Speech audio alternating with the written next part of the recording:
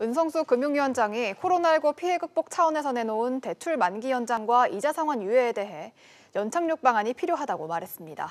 주식 공매도 제도 개선과 관련해서는 개인에게 허용하는 것보다 투자 전문가가 먼저 참여하도록 하는 방안을 제시했습니다.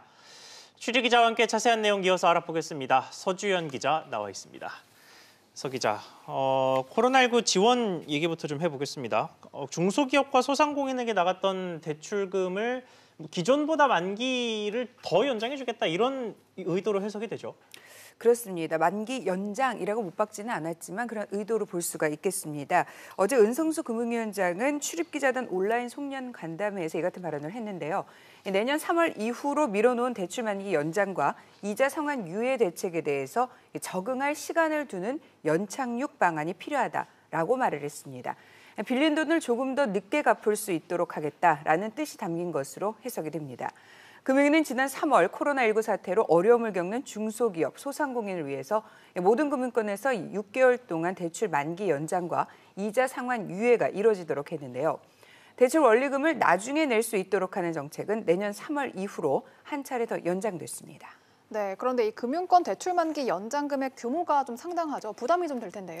그렇습니다. 이달 4일까지 금융권에서 이루어진 대출 만기 연장은 115조 원이 넘습니다. 정책금융기관들이 만기를 늦춰준 보증 규모도 34조 원 이상입니다. 대출금을 회수하지 못할 경우 금융회사들의 건전성이 나빠질 우려가 있는데요. 때문에 은 위원장은 전면적인 만기 연장이라는 표현 대신에 연착륙이라는 말로 여지를 남긴 것으로 보입니다. 은 위원장은 일단 코로나19 극복이 우선이라고 봤는데요. 큰 흐름에서 보면 지금은 자금을 유연하게 공급하는 것이 맞다며 어쩔 수 없는 것이라고 말했습니다. 네, 그리고 개인의 공매도 참여 관련된 이야기도 좀 나왔죠. 그렇습니다. 은 위원장은 개인 공매도 참여 확대와 관련해서 사모펀드처럼 책임을 감당할 수 있는 전문 투자가들에게 일단 허용을 하는 방안을 검토 중이라고 밝혔습니다. 은 위원장은 기울어진 운동장이니까 개인들도 할 수 있게 하자라는 목소리도 있고 한쪽에서는 경험이 없는 이들에게 공매도를 확대하면 오히려 피해가 더 커질 것이란 목소리도 있다라고 언급을 했는데요.